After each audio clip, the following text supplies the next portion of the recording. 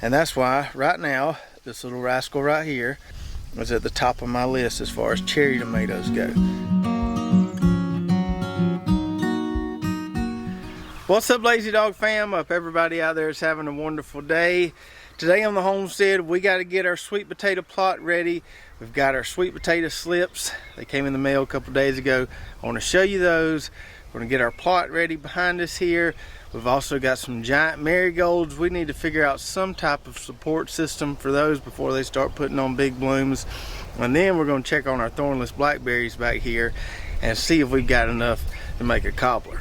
So a couple days ago I realized that these were in my mailbox, and they might have sat in my mailbox a couple days. I guess I was expecting them on the doorstep, didn't know that the postman was going to put them in the mailbox. But anyway, these are our sweet potato slips from Steel Plant Company, and we've got 3 different varieties here. I'll show you. When you order plants online, you know, just that transit time when that plant's out of the ground or not being watered or whatever, when you get a live plant in the mail, usually no matter what it is, it's going to look a little puny. And these sweet potato slips did look a little puny a couple days ago. So, but this is what I do to kind of get them back strong again before we put them in the ground. So this is what they look like when we get them in the mail. They have them wrapped up, and they have this stuff wrapped around them that keeps them fairly moist. But like I said, mine might have sat in the mailbox a couple days. So I just take a mason jar full of water, put them down in here. These leaves were looking kind of wilty, but now they got some moisture back in them. They're looking better. Not quite ready to plant. I'm gonna give them one more day sitting in this water. I do change the water a couple times a day just to keep it nice and oxygenated for them. But a few days sitting in this water right here, they'll be back nice and strong and ready to go in the ground. So the 3 varieties we got were the Orleans, we've got Georgia Jet, and then we've got the Puerto Ricos here. And I just got one bunch of each. I think one bunch has 25 or so plants in it. We're just doing a 30-foot row of each, so one bundle should be enough. We might not have enough for the whole 30-foot row, putting the plants 1 foot apart, but we'll have close to enough. Wasn't really no need for me to order 2 bundles just for a few extra plants. And as far as I know, Steel Plant Company is still shipping sweet potato slips. I don't think they'll be shipping for much longer, but I think they're still shipping right now. So if you want to grow sweet potatoes, you can use our affiliate link below. If you're watching on YouTube, go to their website, get whatever variety you want to grow. They have several to choose from. So where are we going to put these 3 rows of sweet taters? So my master plan all along has been to put sweet taters right here whenever our garlic was finished. As you can see, all our garlic is gone, and we should have plenty of room right here for 3 rows of sweet taters. However, we've got some drip tape in there that we used on our garlic.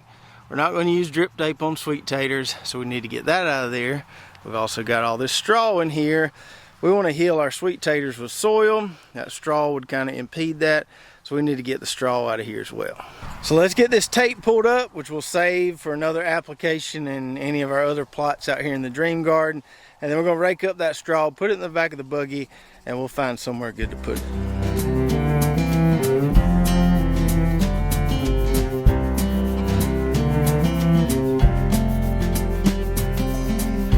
You ever change your mind once you start doing something? That happened to me. So as I started to rake up some of that straw, I realized just how much straw was there and thought, I don't think I want to rake up all this straw. So I'm going to do something different. So instead, we're just going to push it back like that. That'll give us a big enough lane there, give us some soil so we can heal those plants, and then we could just push the straw back up around them. So instead of removing the straw, we're just going to rake back a little 2 to 3 foot wide band here. We can plant our taters, we can heal them, and then we can add the straw back. So one done right there, a heck of a lot easier than removing the straw, and I've got 2 more to go right here. I've been taking mornings slowly, waking up with the sweet sound of the birds. All right, work smarter, not harder, right? Looks a little funky, those big piles of pine straw between the rows, but it was a heck of a lot easier and might even work better. Never grown sweet taters with straw between the rows, but we're about to see. We got 3 nice little lanes there to plant in. Nice kind of weed-free soil. So I'm pretty optimistic it'll work out good. And hopefully on the next video, if everything goes as planned, we'll be putting those slips I showed you earlier in the ground right in those 3 little lanes there. Now, in the same plot here, we've got some giant marigolds that are about to start putting on big blooms. We got to figure out a way to support them. So here's our row of giant marigolds, and if I remember correctly, when we planted these, we alternated colors. So we went orange, yellow, orange, yellow, orange, yellow, all the way down the row there. And as you can see here, a few of these are going to have blooms on them pretty soon. And I like these better than standard marigolds because the blooms are bigger and the stems are longer, so you can cut them, take them inside, put them in a jar or a vase. So you can use them as cut flowers. They also have all the same great properties of a standard marigold as far as benefiting your garden, bringing in beneficial insects, all that good stuff. Now when we grew these last fall, just the orange ones, we quickly realized that they need some type of support. So when they get loaded down with all those big blooms, the plants kind of want to topple over. So you got to support them some way. In the fall, we didn't really have anything in mind at that point. We just kind of threw some soil to them, just healed them like we would taters or corn, and that worked okay, but not great. So I'm thinking this right here would work a lot better. Put together a little Florida weave on these flowers. Now I've only ever done the Florida weave on tomatoes, peppers, and eggplant. Never done it on flowers, but I don't see any reason why it shouldn't work. And these marigolds will be here for a long time. They usually survive our summers really, really well. So taking the time right now to give them some good support should improve their longevity, keep them standing up, because we know we're going to have them for a while. So I think I got 4 T-posts. I'll kind of equally space those along the row. A T-post on each end. Obviously, we don't need as many posts with this situation because these things aren't going to get as heavy as maters get. We just need to give them a little bit of support. So let's put our T-post down and let's do the weave. Well, it took us a while to get here. It took the world falling apart. But maybe we needed to take a step back to remember how lucky we are. All right, all right, all right. That was quick and easy there. And that's looking better already. Got them babies standing back up straight again. Some of them are leaning over a little bit. So we just did 1 line of string, and I don't know, maybe 1 more would do it. Like I said, it's not like tomatoes with a bunch of heavy fruits on there, so waiting on some of these shorter ones to get a little bit taller, and then we'll maybe run 1 more line of string, and hopefully that's enough support for them. Now in the past, I probably would have thought that it wasn't worth the time or the investment to do the Florida weave for flowers. But if you've already got T-posts, you've already got a box of twine, it doesn't cost anything, and it took less than 5 minutes to throw that together. So those giant marigolds are supported for the time being. Very soon, we're gonna have to rig something for these giants. Now the Florida weave isn't gonna work on these giant sunflowers because they're gonna get way taller, supposedly, than any T-posts I have. So we got to figure out something here. Haven't quite determined what I'm going to do, but I'm running out of time.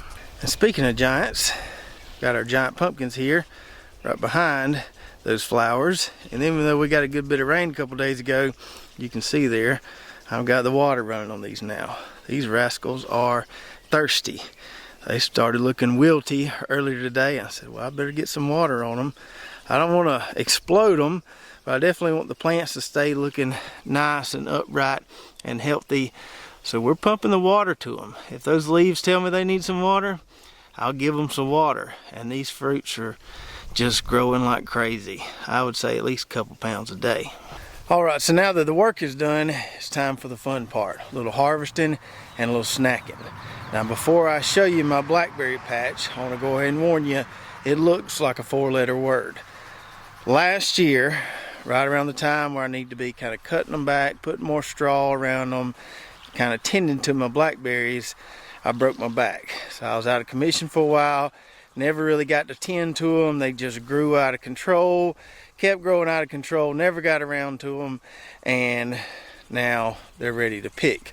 So yes, it looks like a mess, but I'm gonna regain control of the situation after we're done harvesting these, you know, over the next couple weeks.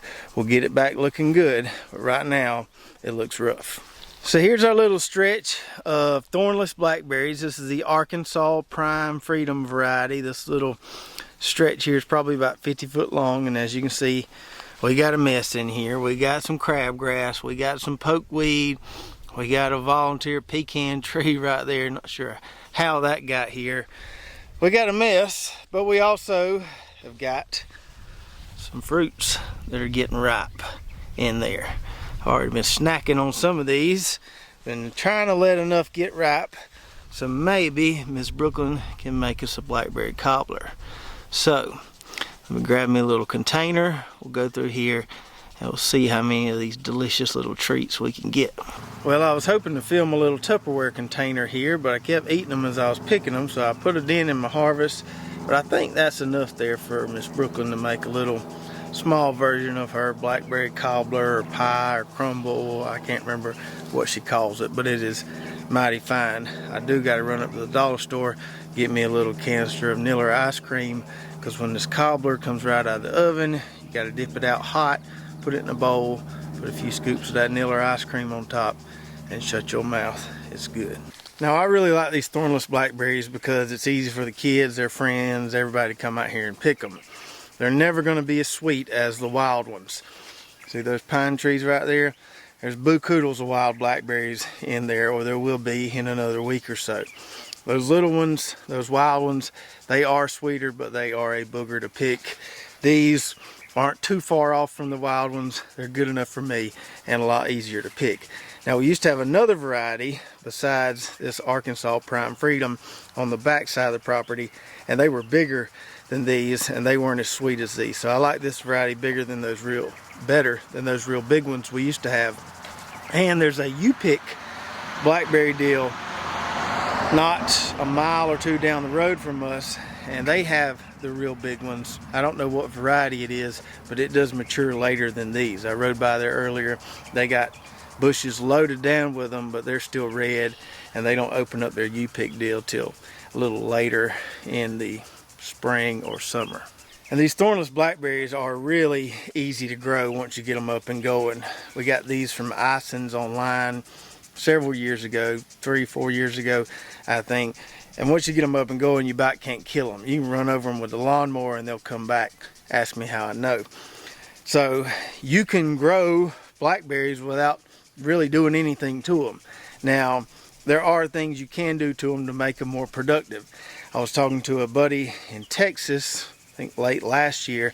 He grows a lot of these, and he was saying the ideal thing to do once you've harvested all the blackberries, once they're done producing, which will probably be for us in the next couple of weeks, is to really start pumping the water, the fertilizer to them, and maximize the vegetative production during the warm season, and that in turn is going to give you more blackberries the following year. I haven't tried that strategy yet, but hopefully I can get this cleaned up, and we're going to really try to feed them heavily and see if we can have a sure enough bumper harvest of blackberries next year. And while we're out here picking and snacking, we might as well get some of these tasty little cherry tomatoes right there. These Toronjina cherry tomatoes here are about worse than squash. Once they get going, you about got to come in here and pick them every day. I just picked them yesterday. Me and Titus eat a bunch of them, and look at there, we got more to pick today. And look at there, look at all them clusters just loaded down with little maters everywhere. So that's about par for the course as far as what we've been getting I gnat up my nose.